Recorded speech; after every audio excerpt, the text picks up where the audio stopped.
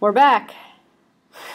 And we're going down the home stretch of this weekend. Here's where we've been. And I just looked at this a few minutes ago, so I thought I'd show it to you. We've actually covered week number 1, Introduction to Object-Oriented Programming. I'll review a job that was yesterday. We looked at the object class. We already did that. We actually looked at constructors, methods, variables, and object-oriented concepts and went through and practically did assignment number 1. Not bad. We've actually covered a lot of material. We've gone through week 4, extending classes using inheritance. And I like when it says extending because you can always remember the whole keyword extend, which is kind of interesting. We looked at inheritance just a few minutes ago. What I want to do now is go over another inheritance example, look at assignment number 2, and because what you want to do before the next class meeting, which is going to be October 1st, second weekend, you want to knock out assignment 1, knock out assignment 2, and do the midterm, or start thinking about the midterm. So I want to end with talking about the midterm, talking about assignment. I want to wait with assignment number 3 until next time. So that's enough to do. It's enough for you to do between now and, let's say it's like the 18th, so 2 weeks. It's enough for you to do. Because in another 2 weeks we're going to have another class meeting. So I want to make sure I give you enough, but not too much.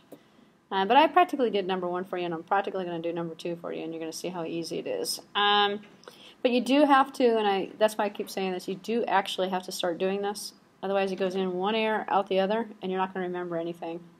It's not going to click until you start, getting your hands in there and start writing source code. I'm going to cover, after I get done with a couple of examples, we're going to look at interface design and end this weekend at week number 5. So we're going to look at interface design. It's a really short lecture. Next time I'm going to recapture. I'm going to start with interface design, go through some programming examples, then look at collections, exception handling, swing, garbage collection, and then the last class meeting we'll just have our final exam, that last class meeting, unless there's something I didn't catch up on. Unless we're short, but we're running at a pretty good pace, so I definitely think we're going to be on schedule. Questions, comments, concerns? We have a total of 5 assignments to complete. The 5th one I'm going to practically do for you, though. So, actually, I'm practically going to do all of them for you. But there's only 5 assignments. They're only worth 5 points each. It's only 25% of your grade. Were you here yesterday? Okay, good. You actually got the breakdown. You can read. Yeah. Okay, good. No, you can't read. I'd be concerned if you had limited reading abilities at this point. You probably don't. So they're due at the very last day of class, which is going to be like the first week in December. Not the last week of this class. You may have missed that one. I don't know. This class ends the weekend of October 29th and 30th or something. Or Halloween weekend. The weekend right before Halloween. And the semester ends the end of November, 1 month later. And so I'm not going to make you turn everything in by the end of this class. This class is, for some strange reason, not quite sure why, it only went over 2 months. So we have 3 months, or 3.5 months, I guess, in the term. So I'm taking and using the same due date as the weekday class. So your assignments are due on the same schedule, even though our class meetings are going to be done way before that. So. How about the midterm? Is it in class or take-home? The midterm is a take-home exam, and I'll talk about that before we leave. So that'll be the last item I cover. Everything has to be turned in by the end of the course. The only way you can turn something in is to upload it to the LMS, and the LMS is not ready. So even if you wanted to turn stuff in, even if I gave you due dates, I wouldn't be able to enforce it because there's no way of turning anything in. So right now, I'll update you next class meeting in 2 weeks from now, but for right now purposes, just assume it's the end of the term. But you don't want to wait till the end of the term. Just do them, keep them on your computer, make sure you don't lose them. And then when the system is ready, and hopefully we'll be ready by the midterm, which is kind of optimistic, I think, in 2 weeks. We'll see. Then I can show you and we can start uploading stuff. Assignment number 2. This is the most important assignment to actually kind of get a grasp of if you want to learn inheritance. It's all about inheritance. And there's a test .java file. If you click on the link, it brings up assignment number 2 lab test. And I'm gonna show you the driver program. I've cut and pasted it. I put it into source code. If you download the example I just looked at, actually when we went through a few minutes ago, an hour or so ago, the one down here called Inheritance 1, it actually has a template for this assignment in there, and I'm going to go over it. I also have a video here. I have not put the assignment source code out here, however, because that would be too easy. That would be like writing the assignment for you. But this video right here, this how-to video, is going to be different than what I'm going to go through right now with you, because I'm going to do more lecture on inheritance and interfaces and stuff. But it will help you significantly, and so will the support files. The driver program, which is this test, and the output, sample output, shows you what you're supposed to get out of the program. And so we'll take a quick look at this program, and I want to show you another example first, but this is where you're going to find all the support stuff for it, if you haven't found it already. So just to finish up what I was talking about, I deleted the files we already went through to kind of clean this up, make it a little easier for myself. We had an Inheritance 1, Inheritance 2. I had, I think I even had a Hello World in here. I'm not quite sure what I had in here. We had another one though. It's a program that consists of 3 files. It's a very simple inheritance example. A lot simpler than the assignment that we got. The main driver program obviously is going to make instances. We've got an employee and we've got a boss. So a boss is an employee. So if we take a look at the employee class, we have, oh no. Let's save changes and stuff. Here's a simple employee class. Let me make this bigger so you can actually see it. Oh, that's pretty big. That's good. We've got class employee. We've got a name. It's really a rough example. I should have put a first name and last name in here, but it could be a name anyway. Double salary. This dot names equals Joe Smith. This salary. Well, we actually set the default name. This is just showing you basically the standard kind of thing that I've been trying to enforce, in which you're using the constructor and you're not doing it up here. So you're using the constructor to set some default information. And down here we have a get name, a get salary. We're just returning the name, returning the salary. So far we haven't actually had to use this thing called toString, but this is another reason why I wanted to show you this example, because I've mentioned it. Sometimes we have a method that will create that'll be toString. We can call the method that. Sometimes we can just use this. And this toString is kind of interesting. It just converts numbers to strings. It's a method run on anything in the object, converted to a string. Comes in handy, actually, because if you notice here, I put the return type as string, but I'm getting a salary. So you're going to need to do this on your Fahrenheit and your Celsius, and actually not that, because that's the Fahrenheit, the F and the C is already a character which is compatible with a string. If you get an error when you try to print it out, which you're probably not going to get an error, but depending upon how you're going to try and do it, if you're going to try and return it as a string and not use system out for it, try the toString method. Which is a recommendation. It's the easiest and the most popular way of converting something so you can print it to the screen. Otherwise, I've had students spend hours and hours and hours, and when I was first learning Java from a C++ environment, it took me a couple of tries to figure out how to convert numbers to strings. It was actually kind of tricky, and if you look through the literature, you'll see stuff. Oh, I removed it. I have one here that says, it's a elaborate way of doing reading a stream in and translating the stream, and there's so many different elaborate ways of doing it. It's not quite as straightforward as you'd think, but the toString method is the answer to all the confusion there. So this is the employee class that is just like a person. We have a boss who is an employee, or is he a boss? Well, we have boss here, and I didn't actually use an inheritance example. Instead, I just have a separate example, and I may have gone through this yesterday actually with you. I'm not sure. No? Okay. I did forget what I do in each one of these classes. But boss is not inherited from employee, which kind of shows you how this can actually I would think. In fact, when I first brought this up, as I was remembering, I'm going, oh, shouldn't boss be an employee? Because he's also an employee, but he's not. So I could modify this example, and you can modify it yourself if you want as an exercise to create an inheritance. But this is not inherited. But out here in Maine, I'm creating instances of bosses and employees. So I've got employee, new employee, and I've got my boss, and this example just basically goes through, how to print out, the get salary, how to print out set attitude, get attitude, and how to run some of these methods. So it's yet just another example. It doesn't use inheritance, but it should have, I think. If I were to rewrite this, I might have even started out with person, and then created an employee, and then created a boss from an employee. So it makes the hierarchy a little bit better. But this is sort of, it shows you don't have to. You could just create a bunch of classes for everything. However, in employee, I got name, salary, and boss. I got name, salary.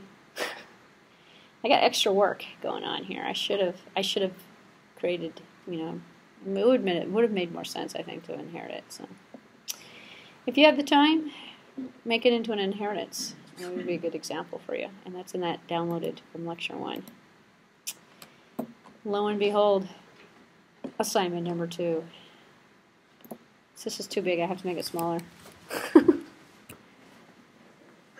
Assignment number 2, yes? I need to leave. I have Okay, class now. just leave it right there. Thank you. All All right, no problem. Thank you. IT wants you to write some classes for their new personnel record system. All right, ITU. To make it simple, I consider only 4 classes. So now let's go into the person, the employee, the instructor, and the student. And this is our class hierarchy right here, what we got going on. So the following figure illustrates the relationship between these 4 different classes. The person class is a parent class. And this is a little bit different terminology. I'm going to parent and child. So a lot of people, in fact, I prefer the parent and child terminology versus the superclass, the subclass, the base class. This is just a little easier, I think, in terms of the hierarchy. So the person is the parent. Actually, the person I could put object up here, but person is the parent, the main person of employee class and of student. What we were talking about before in the lecture. And the employee class is the parent of all of the instructor class. So the following are the tasks that you're going to need to complete for each one of these classes. And we're going to create the appropriate fields for each class. And the necessary fields are listed. These are the necessary fields. You're going to add your own fields if needed. Anything you want, actually. In fact, have some academic freedom. You can put anything you want in here and do it any style you want as well. Although you want to follow this inheritance. That's what you're interested in doing. Use your own way to make sure that the constraints are actually satisfied. You put your own error checking in. And that's one of the interesting things that you'll notice about all these assignments. And there's no format for the header. You don't have to put your name and your birthday and your class and your year and all that stuff in the front. You don't have to actually comment in the code at all if you don't want to. And you don't have to follow any standard practices of anything. So it's a free-for-all. Not the best way of doing this, but I used to hate those classes where, the teacher says, the date's not on here, and your name's not on here, and the standard, some of them even have you cut and paste standard block templates and stuff. It's just, do whatever you want to do. But make sure you put your name on it somewhere. It would be nice. Like you know who wrote it, kind of thing. All right. So in essence of not boring you completely, and we're not going to type this. I've already found it, and I've already brought it up, so I don't have to retype. So what I'm going to do is kind of go show you a template for what this looks like. This code is not available online, but if you download the video and pause it, you'll find it. Obviously, because I'm going to be showing it to you. But that's kind of the cheating method. So. All right, so create the appropriate fields, necessary fields. Okay, so we have person. These are the classes, obviously, that are listed up here. And this is to reiterate the point about inheritance. We have person. Person is going to have an ID. It's going to have a name. The ID is going to be an integer starting from 1 and should be unique. This is the tricky part, and I'm just going to show it to you. I'm going to give it away. And I kind of showed it to you already, which is why I'm going to sort of just do it. All right, so person. Here's person. Oh, you know what? Let me clean this up a little bit. Person.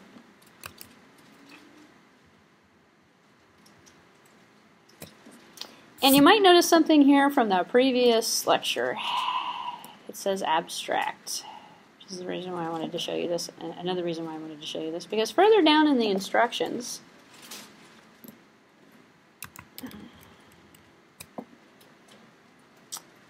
it tells us, let me just go a little bit further so I can get you here. The person has an ID and a name, employee has a salary, student has a teacher ID, and a teacher name of the teacher that they're taking. They're a student, so they're taking something. And then we have the instructor, and we have a student ID array, because the instructor needs to keep track of all of the students that they have. So this particular assignment is testing you not only on inheritance, but also on arrays and putting objects in arrays. We've seen that actually already with one of the lectures, but this is going to show you a little bit more. So the above fields are private and only accessible through the access methods. We know that already. The methods are going to be public. The variables themselves are going to be private. A toString method, I just showed you that actually a few minutes ago. For each one of the classes to print all of the available information about the current object. So if the person class toString is declared as abstract. So if you were following along with the abstract lecture that I just gave you before the lunch break there, you might remember that if you have an abstract method inside of a class, the class has to be declared as abstract. So that's why person, I showed you a few minutes ago, is an abstract class. Because we have an abstract method, and the abstract method is going to be toString. Why do we have that? Because we're going to create a method in each one of our classes that's going to be a toString that's going to take that object and print it out. But all the objects have different information in them. So we have to have a different method implementation. But we know we're going to want it. The requirements say we wanted it. So sometimes you run into different situations where it's not like an assignment for a class where a teacher's telling you put it in there.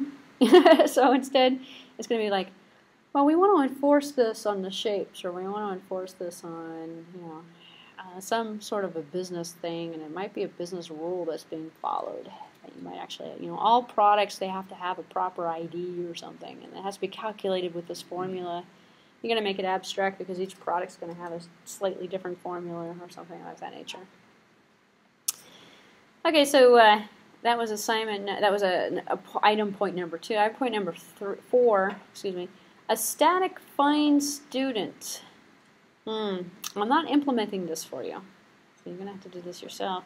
It's going to be a method in the instructor class that's going to be used to fill in the instructor's objects student ID array and the corresponding student's teacher's IDs.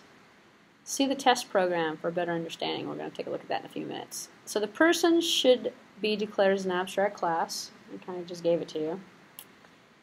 You're going to provide multiple constructors and methods if needed.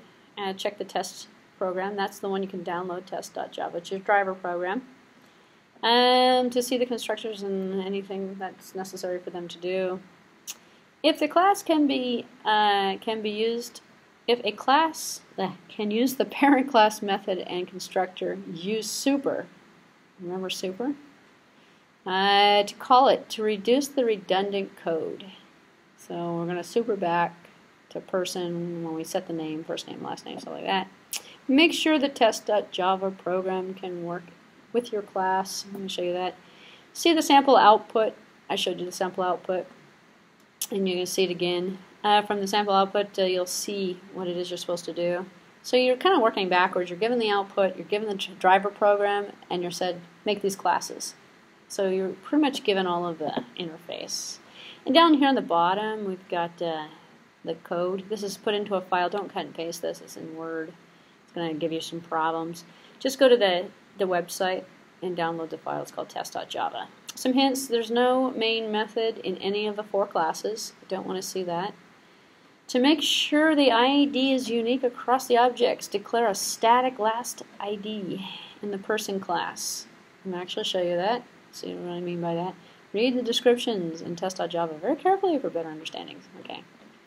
Alright, so now I can kind of sort of leave this alone a little bit and go back to the program. And we can kind of see this all come together in pieces. So the driver program, I called it, instead of test.java, I called it main_program. And I'm going to double click on that. You're given this code, by the way. This is not something you have to write. The code of the main driver program is going to use an array called person. And the person array, if you're not familiar with arrays, this is the first programming course you've ever taken, deedle and deedle, as I mentioned yesterday. If you need that link, come see me, and when I'm all done, we'll go online, I'll show you the book again. But think of this as an array of objects that is going to be created, and very similar to one of those examples actually. So, and the code is the driver program is very well documented. Here, a student named Peter is being created. A student named an instructor named Peter, an instructor named Sandy, and her salary. And what this is doing is it's creating new instances of these objects and adding it into the array, element 0 through 6. And all of these objects are going to be created, and we're going to print it out. And the way that we're printing them out is we're using the toString method. Or we're doing, what are we doing here? No, we're not doing that. We actually are using toString out here to print out the elements in the array, which is kind of interesting in terms of the looping. So this assignment is accomplishes a couple of goals. To see it, let's just take a look at the output real quick so we know what we're going to. If I run it, I get, and the output is also given to you, and there's a text file on the website that shows you the output. The output looks like this. The output says student Peter created with teacher unknown. So we have a person. We're making a student, we're making a teacher. We're making a bunch of students and a bunch of teachers. Well, 6 of them. We're taking the students and we're assigning them to teachers. The students take classes with teachers. So we have an array in the teacher object that keeps track of all of the students that have been assigned to that teacher. And then each one of the students knows about the teachers that they have. And so they have an array that keeps track of all of the teachers that they're taking classes with. So it's kind of interesting. So it's using objects with objects. So we have objects inside of objects, and we have objects that are inherited from objects. It's kind of an interesting example, which is why I like it. So the main program is given to us. The output's given to us. All this stuff, download it from the website. Person is not given to us. We're going to create person. This is the part where I'm going to kind of go through and pinpoint a few things without actually, giving this to you. There's a few things you have to fix in here. It's not 100%. Even if you download the video and you start cutting and pasting the code and copying it word for word, which you can do if you want to do it, because it's better to even understand what you're doing versus spending hours and hours trying to get something to compile and it doesn't work. So this is actually probably a better way. It's learn by example. It's probably a better way of doing it. We made it abstract. So we have public, and this is an interesting thing too, is you've got to put the access method always comes first. Because I've had sometimes it goes abstract, space, public, class, because you have to make it abstract. Always remember, in worst case scenario, if you forget about the order of something, always remember the access method always comes first on everything. Methods, data members, everything. So now we have public abstract class person. This is the interesting thing. So we have this static. We saw this from lecture 1. Maximum ID. Maximum ID is a static, so it can be shared among all of the different instances created, because every instance of every person, employee, whatever, not a student or teacher that we create, is also a person, so they're always going to update this maximum ID. And then we have the ID. So this ID and this ID, because a lot of students look at this and go, why do we have 2 different IDs? One's for all of everybody who gets created, it's static, and the other one is just for this individual person. So it's the ID of this particular person that we create. We don't have to create IDs for students or for teachers. It's the person who's got the ID, which is interesting. And you'll see where if we did it the other way around, we have a teacher who's a Peter, and we have a student who's named Peter. Uh-oh. How do we tell Peter from Peter? Well, we can't. They both have the same name. And if we think of it from a different level, you know, the only way to get at them is through an ID, which is common. But do we have different ID sets for students as we have different ID sets for teachers? Because we could possibly have a teacher and a student with the same ID if we weren't keeping it for all people, if we were just doing student ID and teacher ID. Which is kind of interesting because universities still make this mistake. You have student IDs, I have faculty ID. My faculty could actually be the same ID as your student ID. If you think about it. It's not the same numbering system, it's two different systems. So, and actually the way it's set, it could be. But we don't have faculty IDs anymore because that was a problem. I don't know, do you guys have student IDs? Yeah, you have student IDs still, that's good. So, I don't have a faculty ID anymore. It could match a student ID, it wouldn't make any sense. But what about just people in the university? Well, that's what America does. Social Security number? Everybody has as a citizen, you have a Social Security number. That's global. That's a static maximum ID that's set for all people. So that's the same concept we're looking at here. All right, so here's our abstract method. We have public abstract string toString, which is that method that was required, and it's empty. It's empty. And this is what's called a abstract method. We don't have an opening, and this is the other thing too, because you'll be tempted to do this. You'll be tempted to go like this. Yeah. Oops. Yeah, because that's what you do in C++. Don't do that. It's just the header. It's what was really called the method header. So it looks like a function prototype, actually, except for it has public on there, which is different.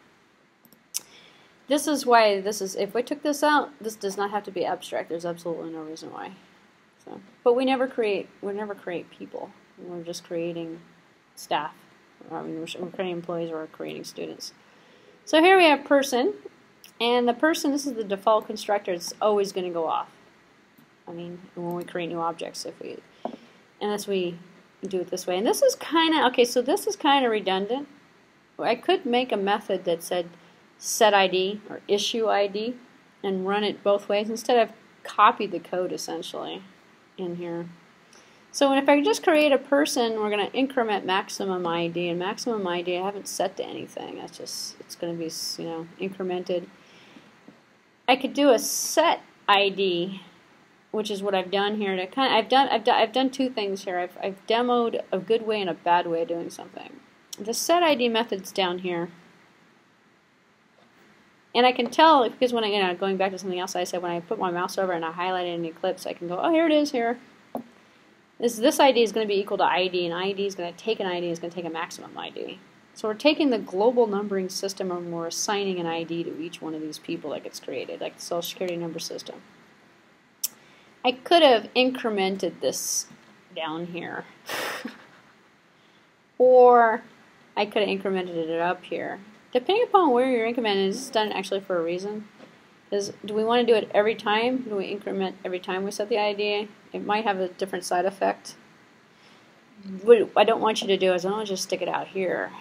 You don't want to increment the maximum ID on every out here because then it's uncontrolled.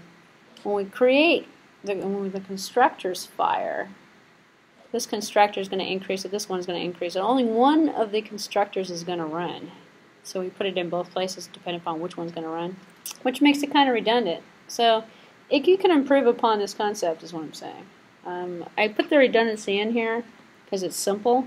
Other types of applications, you got 15 constructors, you're going to put, or you're going to stick it down here, maybe increment it before you assign it, maybe, I don't know, who knows.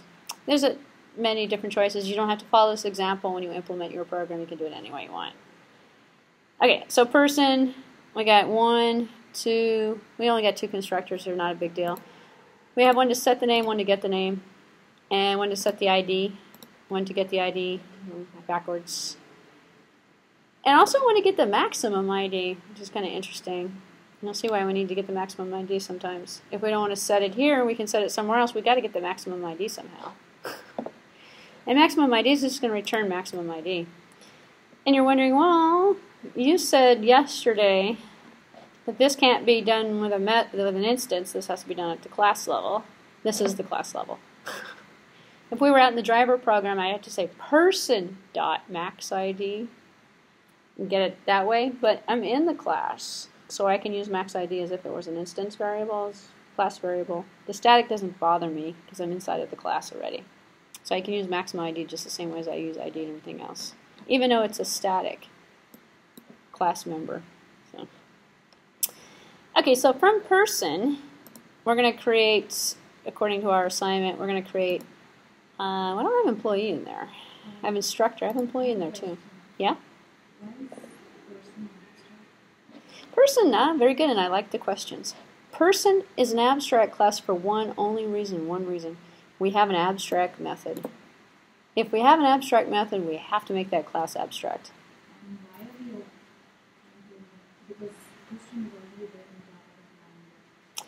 Because it was part of the assignment description. And going back to what I was saying about reducing the redundancy of code, if you make a two-string method and you put it inside of each one of the objects, which is kind of redundant right there, you just call the method. You don't have to go two-string all over the place. You just do it once in the method and you call the method, and it automatically converts it for you. But it's, again, not a requirement. It works any other way. But do you realize you can't actually make an object person because it's abstract? Yeah, that's the other thing I forgot to mention. Which means, and because we don't have this two-string method, you know. If we made an instance of the person object that's abstract, which you can't do, we'd have unimplemented. Because normally what you'd see would be more. This is just trying to get you to create an abstract method.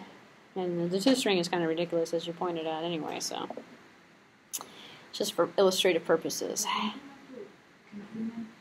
You have to. Yep, you have to. That's forcing a two-string. It's forcing a rule. It has nothing to do with programming, if you think about it. I mean, it does have to do with programming because you have to follow the rules. But it's like more of a design thing.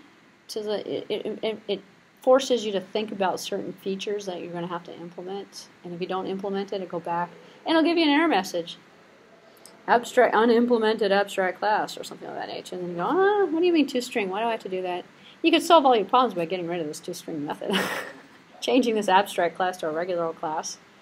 And then now you got more functionality because you can create people without creating anything else. But it's just a rudimentary assignment. So to have you follow the assignment. Some of it doesn't make sense in that business world. Why do I have employee in here? Extends person. I think I only had instructor. Or maybe, did I have instructor, employee? I may have had an employee class in there too. Because employees who are janitors, who are TAs, who are not instructors, well, some of them might be students, but anyway, think of them as another person. So I have employee open up, so let me talk about employee for a second. A person has a name already, so no employee name is needed. Instead, we inherited this. We've got, now we have a private double salary. Here's our constructor, and you might, some students go, well, we didn't put this in there, we didn't put super in there, all we did was say salary 00. Because going back to the other concept we're relying upon, if we use the default constructor and say employee, my employee is equal to new employee, salary is going to be set to 0. If we go back to person, whoops, we are back at person. And we go, okay, well then the maximum ID is incremented and the ID is assigned. And then the name is unknown because we set it up here.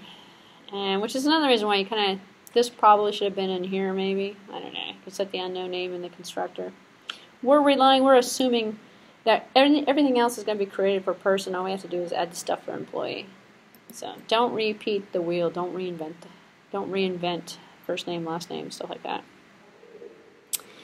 So now we're going to say employee, but giving me the name, give me the employee name. We have a constructor that takes the name in person. Here it is right here, actually, person string name. When we say super, we're going back. We're supering back is running the constructor of person to set the name. Just reiterate that point. And then we're just going to print it out. It's kind of sloppy, but it's just a program. So. And then over here we've got employee name and salary. Well, over here we got a person who takes on name. That's about it. We don't have a salary for a person. So we come back over here and we go, oh, because we're going to super this.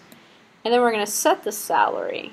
So we're combining it. Actually, we're doing both in one. Setting the salary. Set salary is in here. Here it is, set salary. And that's going to say this dot salary is equal to salary. We could just put this code, this dot salary is equal to salary up here. But then we're going to do it anyway because we have a method to set the salary. So we just call the method set salary.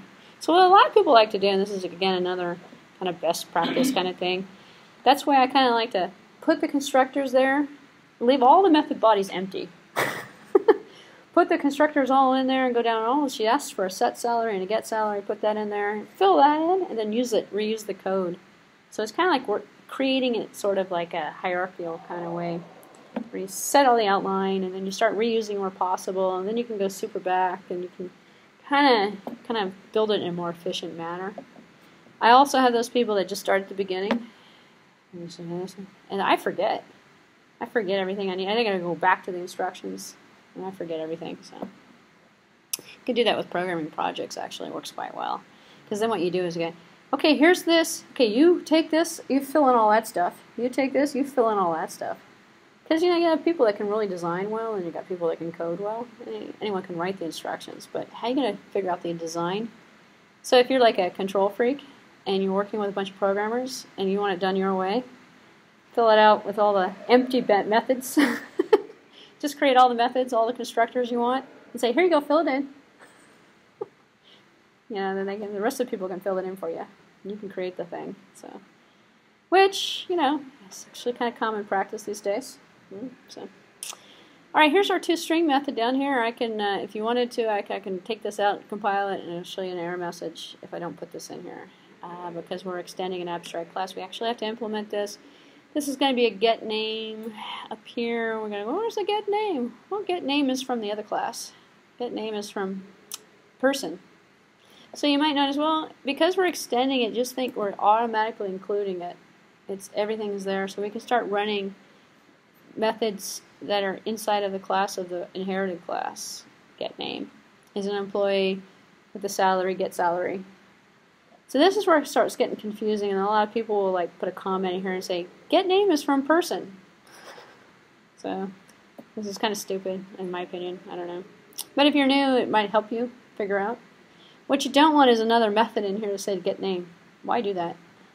And I've seen it all the time, actually. I see it with professional people, actually. They'll inherit a class from a class, and then they'll write a method that pretty much does the same. They'll overwrite the existing method from the previous class instead of just calling it. And it pretty much does the same thing. So the concept is get used to the familiar concept of reusing the code. Fewer lines of code you actually have to write. If you think about it logically and know that it's available, just run that method. So get name. So not from this class, but from the inherited class. And that is our employee, if we think about it. So then we have, outside of the employee, we've got instructors. Here's an instructor. Yeah. Back to employee.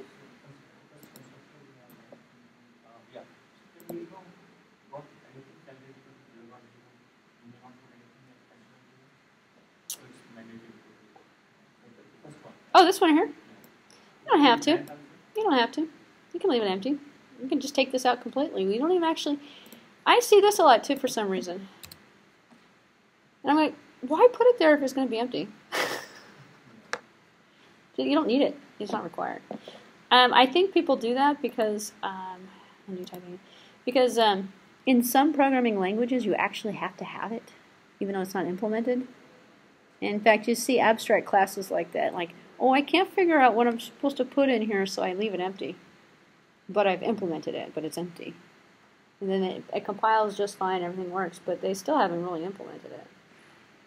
So why put it there? I don't know. Well, in the case of the abstract class, you're going to get an error message if you don't put it there. And then I also get the other breed of people that will go up here and say double salary. Well, that one is equal to 0.0. And then that's perfectly fine too. You can do them in both places. It doesn't. In fact, I'll just leave that. It doesn't do anything. So, it's style. Going back to programming style. Instructor. Instructor extends employee. This is interesting. We're going to keep track of 10 students. And in the assignment, I believe it says you can fix the number of students. I don't even know what it is. I think it might be 10. I'm not sure. So we've got an interesting thing here. We're going to have a student array. And it's going to be, it's holding integers because our maximum IDs are integers. So we have integer student array is going to be equal to a new integer array. If this is troubling you, pick up the DEDL and DEDL text and figure out how to do arrays. This is nothing more than an array declaration and an assignment where we're going to populate it with new integers. Some constructors, anything you want. We got constructor now. Who is inherited, he's extending employee. And I'm going to talk about interfaces in a few minutes. Well, not a few minutes, about 5 minutes, 10 minutes. As soon as I get done with this example. So, interfaces are interesting. You can implement as many interfaces as you want, but you can only extend one class. So, it's kind of interesting because I see students say, well, how come instructor can it go, it's an employee? Well, instructor's an employee, but it's also a person. And then people try to do this. They go like this and they go, well, I'm a person. I'm a, and they go. And then you get an error message. Or they go, well, okay. They try to do other little things, but it's really a single line. And people argue with me, no, it supports multiple line inheritance. It's really a single line inheritance, just like C++, actually. It's the same kind of concept, it's single line. So we have instructor, he's extending employee, but he's also, you also have person, because employees are also people. So we've got 3, even though we only put 2 here. We actually have 3. We have the entire line. But it's of a single, 1 to 1 to 1 to 1. Okay, so instructor now, we have instructor, and instructor is going to have an instructor name, and then we're going to super back the instructor name. This doesn't actually go back to employee, it goes back to person. It supers all the way back till it gets found, unless it gets found before person. And if it's overridden before person, then it'll be implemented. So it goes back until it finds it, and then runs it. So that's the key, is I'm kind of making it unique in terms of the number of parameters and the name of the method. So, yes? Yeah, I'm sorry, I said that wrong. I said that wrong. You start at the base and you go forward until it finds it. Yeah. Uh-huh. From employee, it's going to go back to person. From instructor, it goes back to person. It always goes back to person first. Yeah, but yeah, so if you put super, right? Uh-huh. So it's going to call the base class. Mm-hmm. Expression. It's going to take us back to person. Yeah. If we then give more, so that it can take us from the third level to the second level. No. That's a good question, though. Excellent question. The way you get rid of that is to override. Excuse me, overwrite. Yeah, overwrite. Not overload, but overwrite. If you overwrite, it'll change the behavior. If you overload, it goes all the way back from the beginning and goes forward. But we're actually not overwriting or overloading constructors. Can't actually do that. Constructor behavior is not actually considered the same as method behavior, which is interesting. But the same concept works with super all the way back on everything.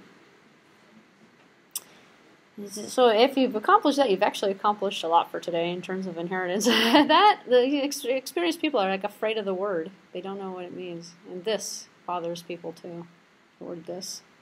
But yeah, it's just kind of a simple concept. You're just using the features of the language to implement behavior instead of having to reinvent it, essentially. So we're supering back, and we're taking the name and we're setting it to the instructor name all the way back to person.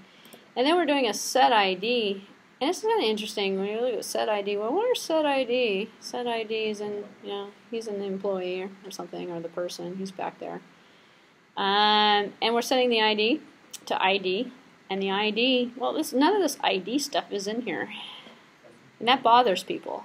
And it's all in person. Just a few minutes ago when I was looking at the person class, we went through all the set ID and we saw set ID. But every instructor is also an employee, which is also a person. So you have to kind of get used to the concept of it's not in here, but we're using it anyway. and remembering it. So I know some people in the beginning, when they start learning this, they start making a list. You just take out a piece of paper, start making a list of all the methods. Because once you start extending, and the list gets kind of long. I got all this stuff I can run, and I don't have to use a dot notation. I go person dot this dot this dot. It's already given to you. It's already there. So I start using this, and then when you start looking and you're not experienced, you start looking at the code. Then you get confused, and you start making changes that don't make any sense. But anyway, so what I've done here is I've set the ID for the instructor, and then now we have an array. We have a loop inside of the array that you're going to need to play around with in order for you to actually understand it in terms of what you're doing.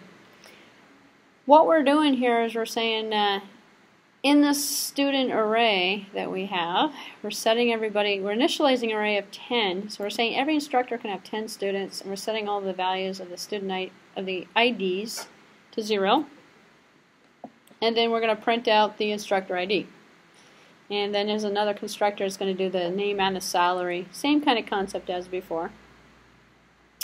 And then we have this find student method. Now imagine we can run these methods anytime we want. We can run the methods inside of the class. We can run them from the driver program. This one is meant to be run from the driver program. It's a static method that's going to be run on the class. And what this is going to do is, this is the weirdest part. It's like a puzzle. It's a static find students method in the instructor class. Located in, because instructors are finding students. To fill it in an instructor's object student ID array and the corresponding students' teachers fields.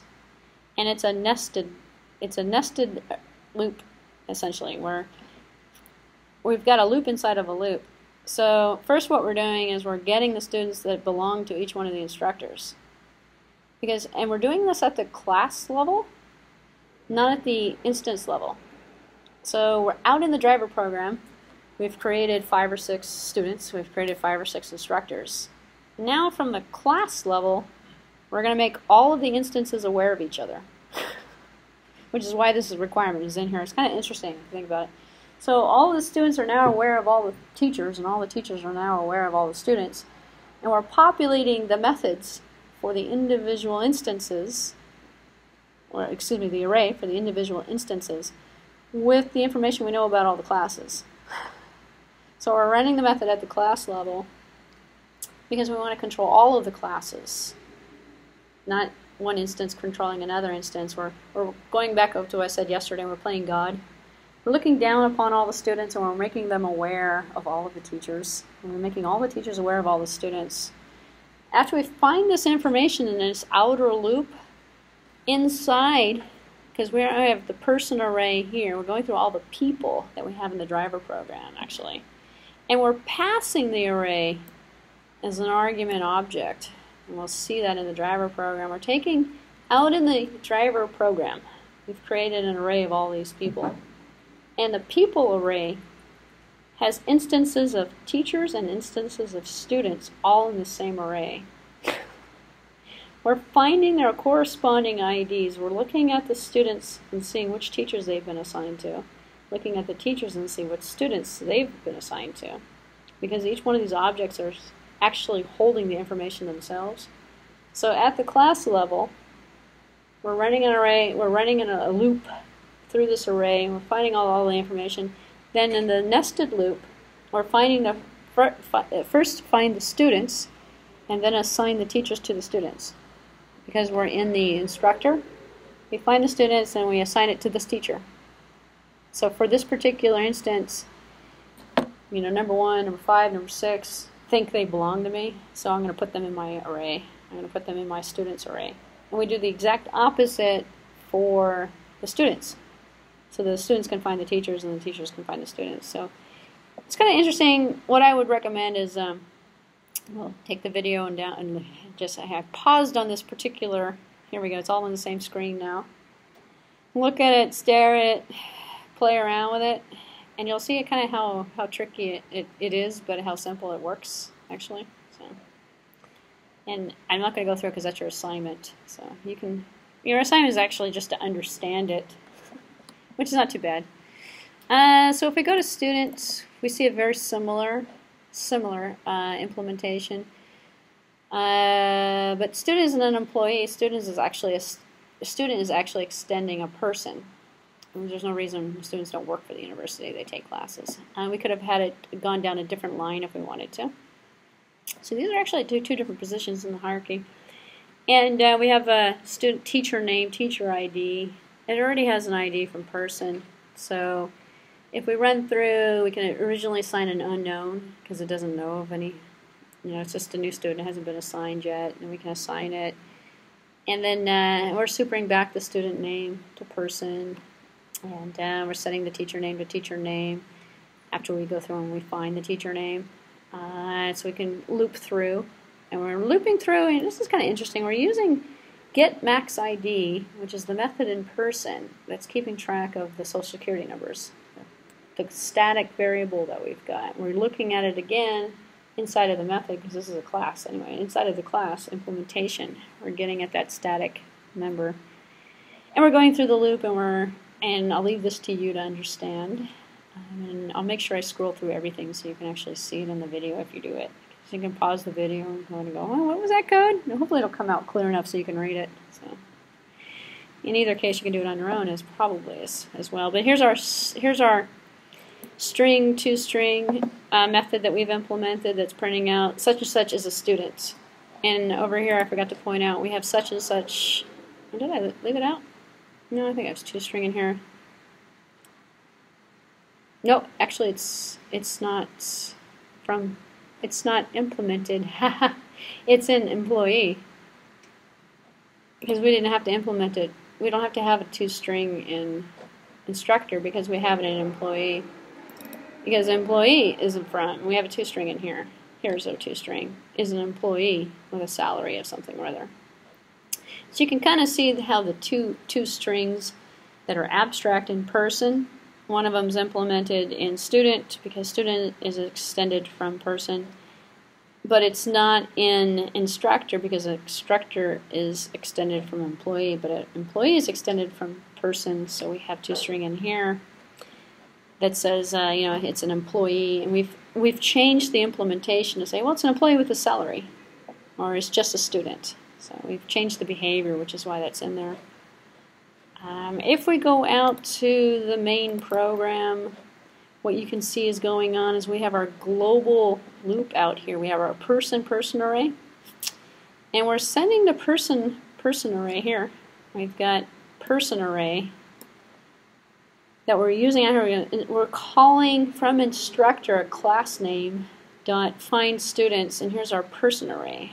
So it lets us fill in the array of the instructors to add students to their list. And one thing I wanted to note that you'll see when you start going through this is here we get the teachers' IDs from the students, but we don't want to add, because going back to the comment I said about IDs, we give everybody a unique ID. Well, some of these people who have IDs are teachers, and some of these people who have IDs are students. So we're typecasting here. We're saying edit the teacher if it equals to this ID, and the IDs, if this ID belongs to this teacher and it's actually a student. So we've typecast. We said take this object in this array and treat it like a student. Check to see if it's a student, and then take that ID and assign it to the teacher. Otherwise, what we'll end up having is teacher IDs assigned to teacher IDs instead of student IDs assigned to teacher IDs. So we're actually able to take this and pass it. And this is the interesting thing, is because all these objects are all in the same array, we pass the whole array. And in the array, we have students and teachers, which is kind of interesting. But they're all people, so they all fit the same data type, so they all work. The same, and they're all ID. Actually, it's just IDs that are in here. It's not even, but they're IDs for both. So back in the main program, this is the interesting part. So we have a student named Peter. We have an instructor named Peter. Interesting. We have an instructor, salary, Bob. Oh, look at this. So now we have a student Tom with instructor Peter. So we have to make sure when we assign it, it's the instructor's Peter, and not the instructor Tom, not the student Peter ID that we're using. And then we have Maggie, and then we have Susan and her salary. We run it once, one time right out here, and this is given to you. Actually, this code is you download this code.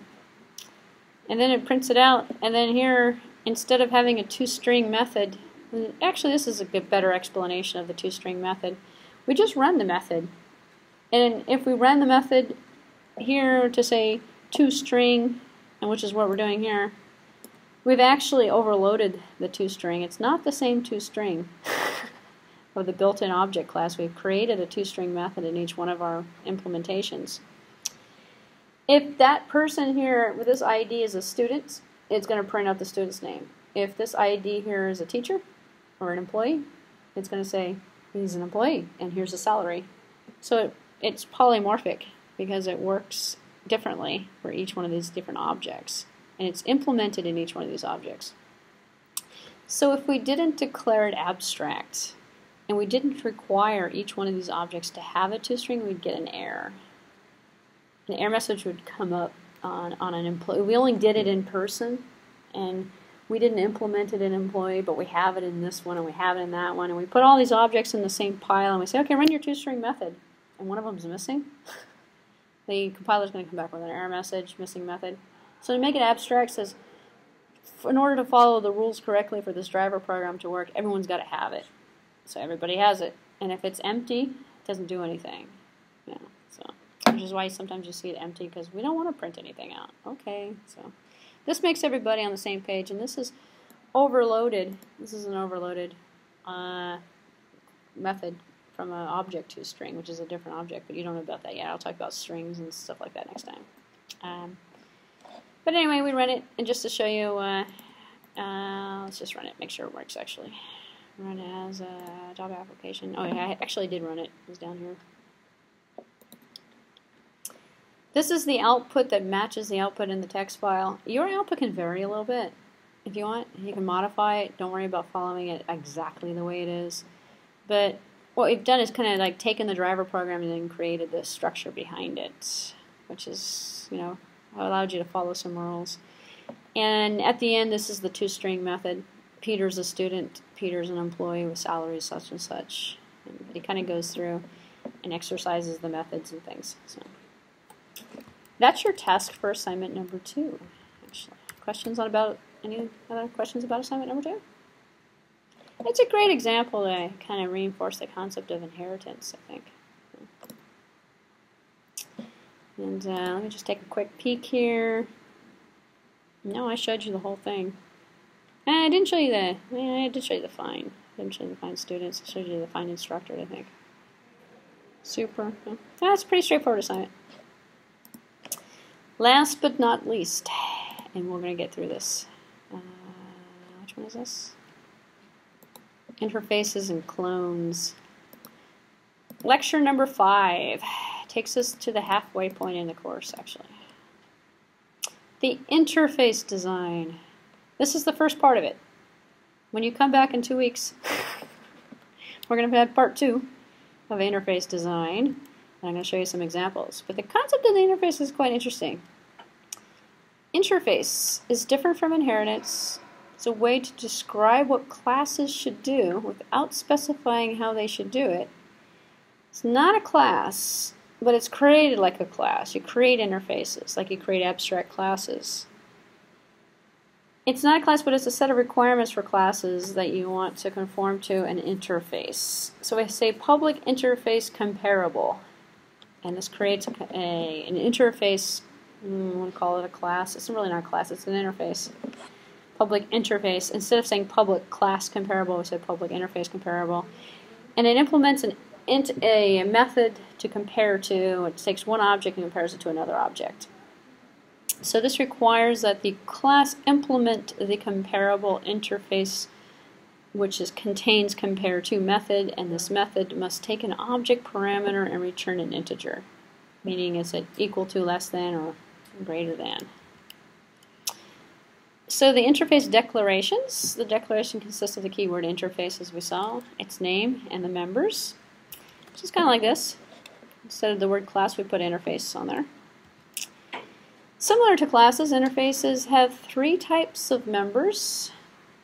It has the fields, the methods, and then it has the nested classes and interfaces, which we're going to see nesting next time. I'm not going to bother you with nesting today. Interface members, the data members, the constants. You'll see a lot of constants actually in there. Interfaces can define named constants, which are public, static, and final. Same concept as before. Modifiers are omitted by convention because you don't really need them.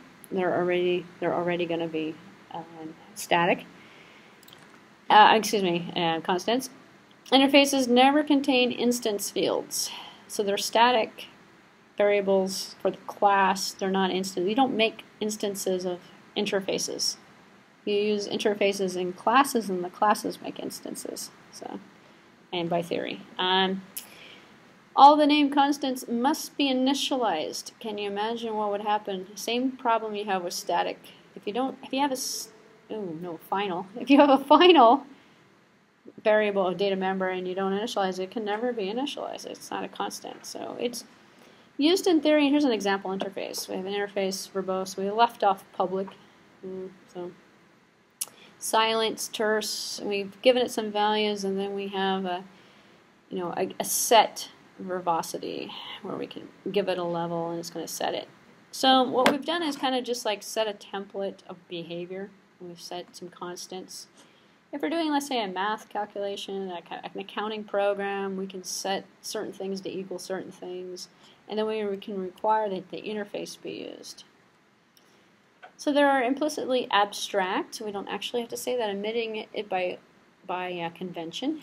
So up here, we said public interface, but we don't have to put public abstract interface. We can just leave it off. So every method declaration consists of a method header and a semicolon. So it's kind of like an abstract. They're implicitly public, omitted by convention, which is why we left it off here. It just said interface verbose. So a lot of times you'll just see it like this: interface, my interface. Okay, so leave off everything. They can't be final nor static.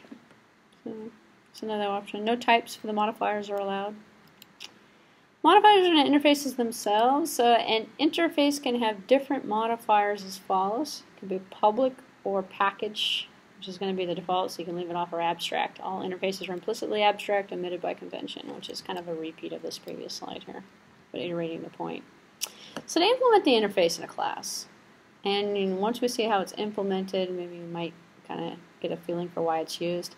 Optionally, you don't have to create interfaces. Some people don't like interfaces, they don't use it, but it does come in handy, and I'll show you why. 2 steps to make a class implement an interface. Declare the class that intends to implement the given interface by using implements. So implements is the key word for it instead of extends. So class employee implements comparable. Here's the trick. It can implement more than one interface. So what we're doing is taking the abstract concept and putting it on steroids. Instead of saying abstract class, which is abstract, can only be used with inheritance through extends. Interfaces can have as many interfaces as you want, and they're all abstract, and they're all containing all this stuff, and you're being one of, what do they call that, dictator? I don't know. You're saying, this is how it's supposed to work, this is what you're supposed to put in here, this is what you're required to implement. Okay. So it adds consistency, conformity, it sets a pattern, yeah?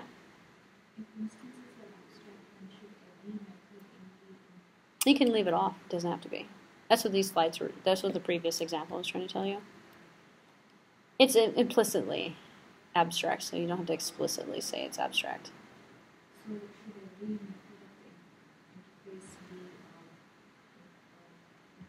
Yes, everything is required to be implemented. Just the same rules as abstract. Yeah. Which is kind of interesting. In a while, just create an abstract. You can. You can do it both ways.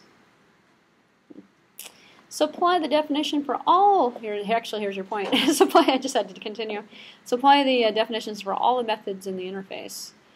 So here we have a public integer compare to, which was the only method that was in there, was comparing to objects. Employee other is equal to employee. We're typecasting it to the other object, taking it, and they're saying, and we're treating that object as an employee and saying if the salary is less than this salary, return this. If the salary is greater than this salary, return this. Otherwise, return 0. So note in the comparable interface declaration, the method compare to is public. We've got public here implicitly, but this modifier is omitted. You don't actually have to put it in. But in the employee class design, you cannot omit the public modifier. Otherwise, it will assume it has a package accessibility and it opens it up. So if a class leaves any method of the interface undefined, the class becomes abstract class and must be declared as abstract. Because it actually inherits the interface abstract classes, and then now if you put one abstract class in one abstract method in a class, the class has to be abstract. Which really is a kind of a strict, kind of like I don't like your attitude kind of rule. Because now you can't make an instance of an abstract class. You have to inherit it. So what it does is it just delays the implementation until you implement it. So we get this interface, with this abstract class, and then finally you decide you're going to implement everything, and you make a class that you can make a method, that you can make an instance of at that point. And then to that point, it's all abstract. Because you haven't quite finalized the idea yet. It allows you to kind of have building blocks to your final implementation, which is the reason why it's used. A single class can implement multiple interfaces, just separate the names out by commas. So now we have employee class that implements comparable, comma, clonable, comma, all these other interfaces. Instantiation properties of interfaces. Interfaces are not classes. They can never use the new operator to instantiate an interface. So you can't say new interface. You can't say new. So public interface comparable x is equal to new comparable. Not going to work. You can still declare interface variables, however, which is interesting. It's a comparable x, and then x would be equal to new comparable. But you can still do the variable. It has limited purposes. But they must refer to an object of the class that implements the interface. Okay, so this is now, here's your mind game. You're going back and you're thinking about the objects and what the objects contain, and through inheritance, and that interface variable can be equal to something that's compatible in the hierarchy. That's using the interface. Because if it's an interface here, it's equal. So it can be assigned. That's essentially what it's doing. Also has limited uses. So extending interfaces. So one interface extending another interface. Interfaces support multiple inheritance. Here's where we get that multiple versus the single line. And an interface can extend more than one interface. So now we actually do have multiple inheritance if we're using interfaces. So super interfaces and sub interfaces exist. Here's an example: public interface, serializable, runnable, extends I/O this, extends that, runs this. So we have the ability now to use it in terms of extending inheritance. An extended interface inherits all of the constants from the super interface. Okay. Take care when a super interface inherits more than one constant with the same name, then we have conflicts. So we have more than one interface, because imagine what would happen. You've got all these interfaces, you're extending one, you're using it, and you have a name conflict. So it has the same name, or the interface and the subinterface contains constants with the same names. Always use sufficient enough information to refer to the target constant. So you actually have to figure out, well, which interface is this constant coming from? And there are situations where you get these strange compile errors and strange runtime errors because it gets confused because you're using the same names over and over again. And it matches and it doesn't know. The compiler's not going to make the choice for you. Instead, it's going to have you explicitly specify which interface you're referring to. Tedious details. Here we go. I'll save you some of the abstraction here, but here, when an interface inherits two or more constants with the same name, this one's actually worth noting. How do you figure out which one you're talking about? you just resolve it by a dot notation. So, in the super interface, explicitly uses the super interface name to refer to the constant of that super interface. And here we have a dot value and b dot value. We got two values, one in A, one in B. So interface A, interface B, both using the same name. Either that or use different names. But it's the same thing as you would expect in other languages in name resolution. So interface C extends A and B. Well, we got A and B. So just preface it. Tedious detail number 2. If the super interface and the sub interface contain two constants with the same name, then the one belonging to the super interface is hidden. Same rule we saw before with inheritance. If it's the same, the first one's going to be hidden. It's not really overridden. It's still there. It's just not accessible. So in the interface, they access the super interface version constants by directly using its name. Access the super interface version contents by using the super interface name followed by the dot notation as we saw before. So we got value, value plus x dot value. So we can still go back and use the two values.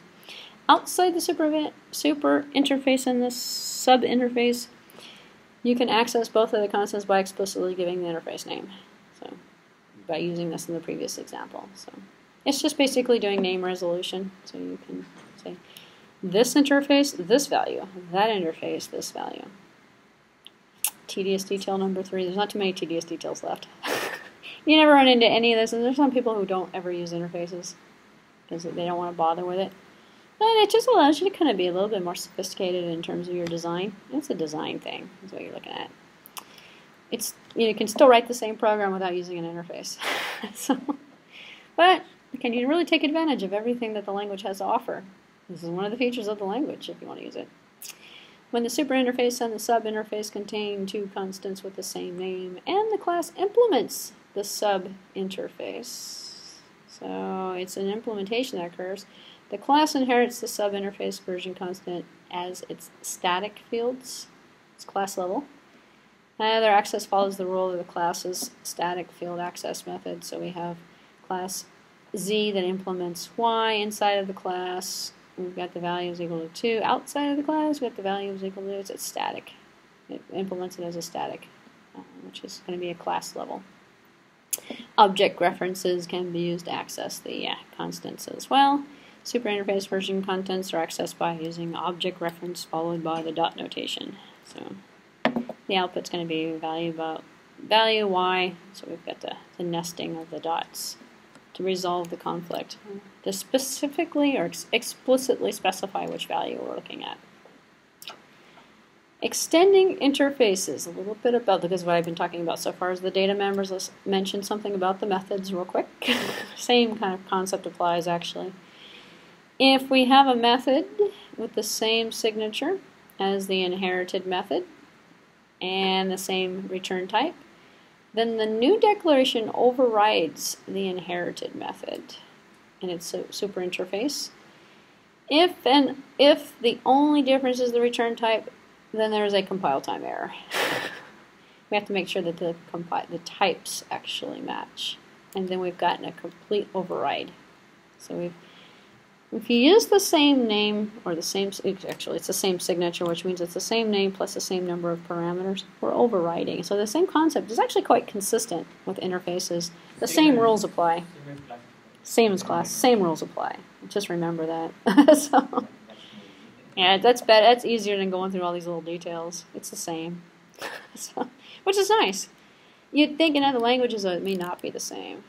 It depends on the implementation. So an interface can inherit more than one method and the name, signature, and return type, obviously. Class can implement different information in different interfaces containing methods. This is tongue twisting. Overriding in interfaces has no question of ambiguity. The real behavior is ultimately decided on the implementation of the class that's implementing the interface. Long story short, include all this stuff. Whatever the class implements is going to override everything else. There's no ambiguity. Because interfaces never turn into classes. They're used inside of classes. The class is going to determine what's going to happen. Methods with the same name but different parameter lists are overloaded, just the same behavior. Why use interfaces? You're like, why are we going to do this? Let's look at an example and we'll go back to the shapes, which makes a lot of sense actually. Interface shape, shape.java. We have class implementing the interface is point. And we have a subclass of point, circle. And we have a cylinder, cylinder. And then we have a driver program. This is actually out on the website. You can probably see it's at the beginning. It's one of the miscellaneous. This is why I put the file names here. Look for the file names. Unfortunately, I didn't put them in a package. I didn't put them in a project. They're not subdirectoried or anything. So you have to actually find the files and download them and run them. But it's actually kind of an interesting thing. It's useful. The usefulness of the interfaces goes far beyond simplicity of publishing protocols for other programmers, which, as I've mentioned so far, when I keep saying rules, forces, policies, and rules. Protocol is another word for rule. Any function can have parameters that are of the interface type. Any object of the class that implements the interface may be passed as an argument as well. It creates a structure. If you download this and kind of take a look at it, you'll see you can do the same thing with inheritance without using an interface. You can take the same example and do it. But this creates less work, bottom line. It uses the protocol, sets a structure, and it creates flexibility. It can be implemented in any way you want to implement it. And again, it gives you that multiple line. So, marker interfaces and object cloning. So I mentioned cloning, taking an object and turning it into another object. We have this is just some miscellaneous topics, not really of the interface, but of just some separate kind of side notes to make at the end of this lecture. A marker is tagging an interface, has neither methods nor constants. Its only purpose is to allow you the instance of it marks an object. So you can use the interfaces to tag objects to make them instances of other objects, to make them compatible so you can use them interchangeably. So that gets a multiple line of inheritance. Gives you shareability in the type.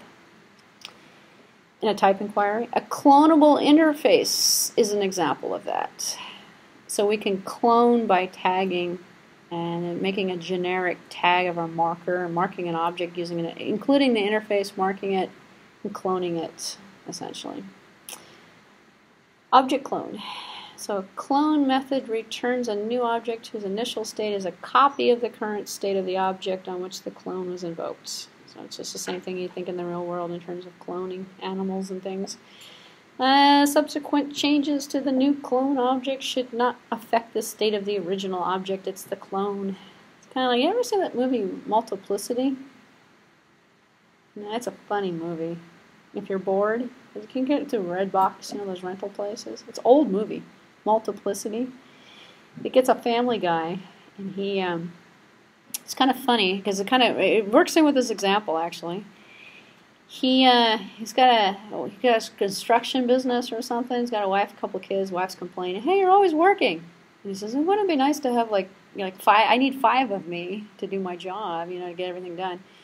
So I don't know. There's like some scientific thing, whatever. And he makes clones of himself. He makes 5 of them. And it's this hilarious movie, actually. And anyway, they're all a little different. And as the class, he makes more clones from clones. They degrade in quality. And one of them's like really stupid, and the other one's like really funny, and they all have these different personalities and stuff. And that's the interesting thing is as one of them learns something, they don't share the information. The clones have all these separate memories and all separate stuff. They all started out the same from the object that they got inherited from, and they got cloned from, and then they all change, which is kind of weird. Same thing happens here. You make a clone of an object, and then you modify the object, and the original clone is no longer a clone. So what ended up happening, he had like 5 different variations of his personality. They were all 5 different. And then the wife figured it out. Because, yeah, you're not the same person. You look the same, but you're not the same person. And it's just hilarious, the whole interaction of all the clones.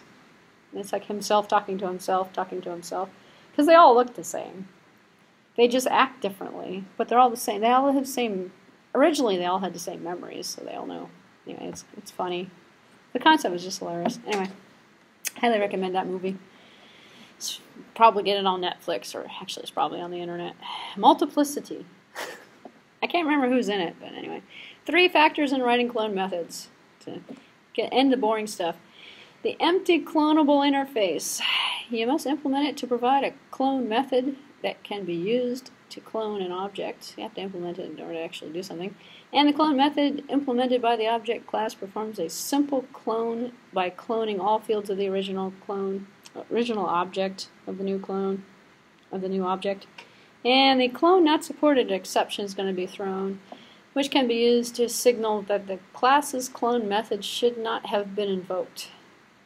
That would change the problem of creating clones from clones, essentially, or to say, no, that's not allowed. I'm going to save you the cloning examples, because you're never going to clone. Or maybe you will clone. But we'll talk a little bit more about cloning, though. Actually, it's more like, no, we don't do very much cloning in this class. But the object, I'll just briefly go through. The object class provides a method named clone. So when you clone, there's going to be a method that performs the clone. It performs a single clone by copying all the fields and all of the original object to the new object. And it works as many other classes that might need to be overridden for special purposes. We have shallow versus deep cloning. This is the part I said, I don't know if you're ever going to do this, but we all know about dynamic memory from C++. We had the copy constructor. Don't have that, actually. Don't have that in Java. There's no copy, there's no deconstructor, there's no copy constructor. All we have is the constructor. Because we don't have dynamic memory to actually kind of worry about. But this is getting at the concept of explicitly creating a copy, which is going to be a shell copy of the deep memory that's being stored. So we actually make a copy that's duplicated instead of sharing the same memory address. So shallow cloning a simple field by field copy that's made from one memory location to another. This might be wrong if it duplicates a reference to the object that shouldn't be shared.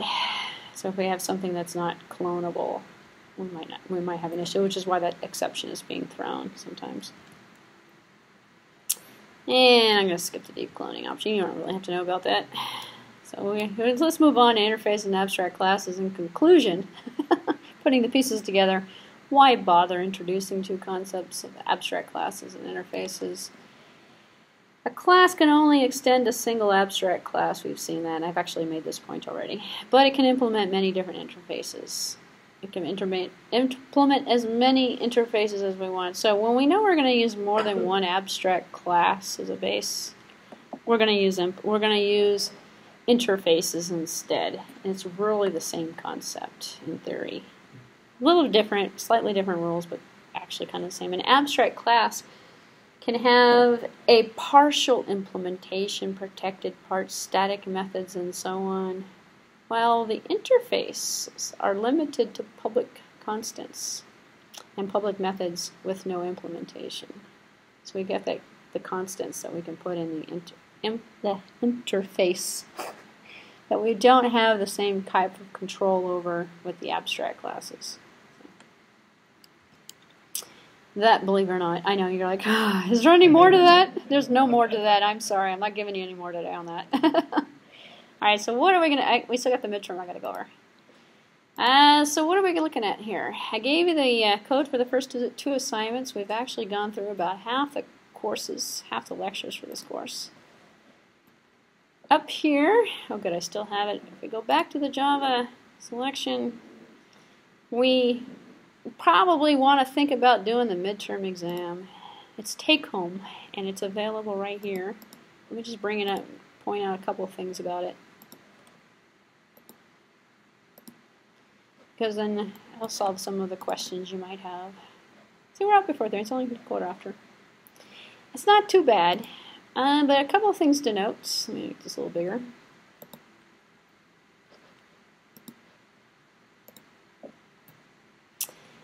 It's broken out into sections, 15 points of it, and it's really easy. Answer the following questions with words, no source code examples. A sentence or 2 is sufficient.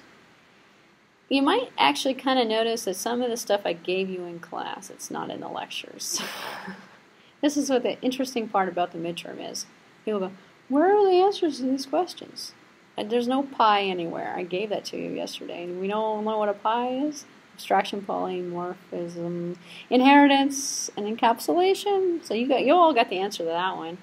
Some of the stuff you can find, you know, what's an instance method, what's a class method. It's going to get your vocabulary, overriding, over listening constructors. And some of it, you know, explain one way to achieve polymorphism in Java.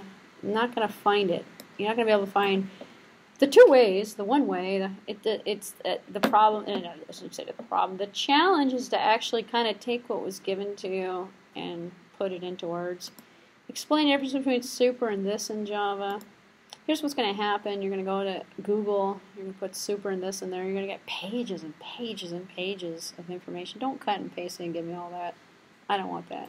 Take all those pages and put it into a sentence or two of your sentence or two, your words, which means that it actually is harder to do it that way. It's harder to write 1 or 2 sentences than it is to cut and give me 5 pages of I was going to call crap, but it's not really crap. It's just somebody's textbook definition of something. If you put it in your own words, you'll actually kind of get the concept. You'll need this because the final exam actually is not take home. It's in class. And it's actually kind of the best way to learning it is actually rephrase it, put it in your own sentence, because you have to know all these concepts anyway. Then you're going to answer the following questions with Java source code.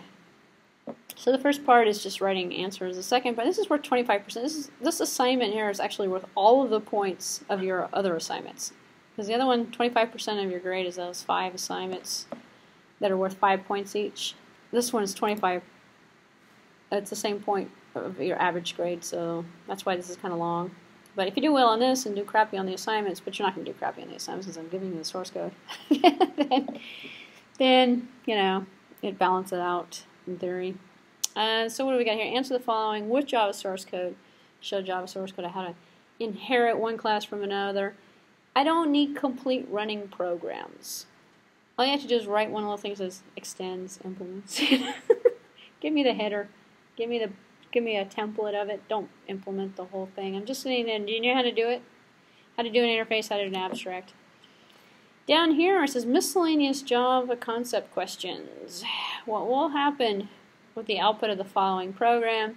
You can cut and paste it, and you can put it in, and you can run it. This should be cut and pasteable. I believe I put a note on there, or did I? We'll run and see that. Yeah, you can cut and paste the code and put it in and see what will happen when it runs, and just answer the question. Here, you might actually have to create a driver program, but the code is compilable. So you can assume that the weather class is stored in a file called weather, and we can create it. And problem 2 is stored in a class called problem 2. The code compiles and runs. You might actually have to modify it to get the driver to run. It's not like, I don't expect you to just like take, cut, and paste it and put it in. Although that one actually, I believe, will work as is as well. Down here where it says, what is the output produced by executing the following code segment? Well, you can run it if you want, is what I'm saying. I'm just not going to give you a complete running program. You actually have to put it in a driver program to actually kind of see it work. And it works with pieces up here, so this is the pieces that it's working with. Problem number 2. And this one's an interesting one. You can skip this last one unless you want to. Well, no, I mean, I didn't say skip it for the class, but wait on answering it until after the next class meeting, because we actually haven't really talked about the design yet. But the question is actually kind of getting at identifying the classes of the following description of a refrigerator. List at least one responsibility for each class. So I really haven't talked about mapping classes out. I have a little mini lecture on UML and class diagrams. If you're already familiar with the concept, you can use that. You don't have to use UML notation. You can use anything you want. You can draw little boxes, like the person and employee and staff and teacher and stuff. You can draw little boxes if you want. You don't need to create a class in Java either. You don't have to write the source code for it. I'm only saying this because I've had students actually write the source code, which is overkill. Just describe in words what you want to set. How would you design the class hierarchy, essentially. So put that together if you want. Which is, yeah, it'll take you maybe a couple hours. I don't know how long it'll take, but that's the midterm. It's a take-home. It's worth 25 points. It's worth doing. It's definitely worth doing. And do the first 2 assignments, and come back in 2 weeks. I know it sounds like a lot of work, but yeah, it's not that much. Well, it's not all due. I mean, that's stuff you can work on if you're bored. Or you can save some of it and spread it out. You have another month after this class ends to finish everything as well. So, but it's, if you wanted to finish it at the end of October, that's the pace you sort of have to work on. So, questions? Comments? Everybody here was here yesterday, so, oh, you got one in the back. Ah, yes, actually let me do that, because I know you're not the only one. For YouTube people, for other people, you can go to Google. DEITEL. Make this bigger. The best book on earth. I should get a commission. This is version 7. I think there's a actually I found the version 8. Actually, there's a version 8 out. But here it is, version 8. And there might be a version 9 too. No, this one I think is just available. It depends on when this was printed though. I believe there's another. No, this is 2010. It might actually be current. And I mentioned yesterday, I think it was version, I forgot to look it up. I think it's version 3 or 4 of this book that starts with the JDK 5. 5, which has significant language differences in the system I/O and some of the other stuff. So some of the, like version 1, version 2, you can probably get for free. Version 3, version 4, you probably are gonna like $30, $20. You know, version 8 is gonna a couple $100. You know, because every time there's a new version of Java, there's a new version of this book that comes out. The basic foundational information is the same. 99.9% of all the library calls is the same. The examples might work the same. If you find an older version of the book and you see the source code examples and they're written in SDK version 1.6 or something like that, designed for that, download the Java version that works with it and use that. There's no requirement that you have to use the current version of Java for this course. Java is Java. Whatever version you want to use is fine. Use whatever it is that is going to work with you. So don't fight and make it work with the current version, is what I'm saying. And I recommend this book only because he uses, and the support website for the book, tons of examples. He used to, in the old days, just to put a CD in there, or a DVD in there. I don't know if it still happens. Sometimes, actually, the DVD hadn't even had install instructions and actually had Java on it. I don't think he's doing that anymore. I think it's on a support website. Long story short, if you're brand new to programming, it's a really good low-level introduction as well. It explains variables and arrays and all that stuff that you may not have had unless you've programmed it into a different language. So, excellent question. Any other questions?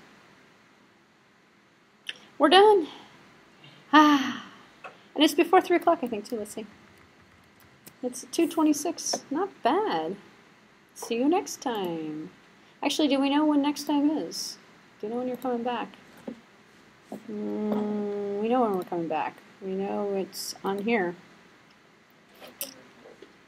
It's October. It's the first. Let's see. Hold on a second. There we go. It is the first weekend in. I think that is right. Correct? Is that correct? Matches the schedule. Actually, the other place you can find this information, if it's correct. Maybe I should check it while I have you here. It's easier than sending out email messages. Now we have a few minutes anyway. Computer science. Weekend scheduled classes. It is right here, October 1st and 2nd, and then 29th and 30th. That is a fast class. Especially when this was in December. December 3rd and 4th. Yeah, I don't know why they scheduled it on 10th and 11th. I believe the term ends in December, like the first or second week. Well, we're going to be done at the end of October, but you're not going to be done. I mean, unless you want to be done. You can technically be done if you want to. Turn everything in, and then you don't have to. Huh? We are, as I mentioned yesterday. This is going on the same schedule as my weekday class. In the weekday class, which I have up here, I think I have it on that. Let me make this a little smaller. The weekday class in the schedule runs on Wednesdays, and the date's not on here, but it goes until the first or second week of December. So the deadline for everything is the deadline for this class, which is the end of the term.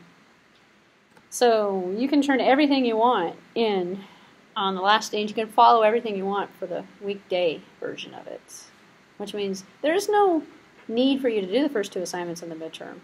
But if you're following the weekend class schedule, that's probably what you should be doing. If you want to get done at the end of October, that's the pace. If you want to wait till December, we'll wait. The weekend class, I think we're on lecture 2 or 3. The weekday. Well, we just started. We've only had like 2 or 3 lectures. And the other interesting thing, too, is what you can do. If you want to take this slower pace, you can do both. Out on the website here, for the weekday, we're on lecture 3.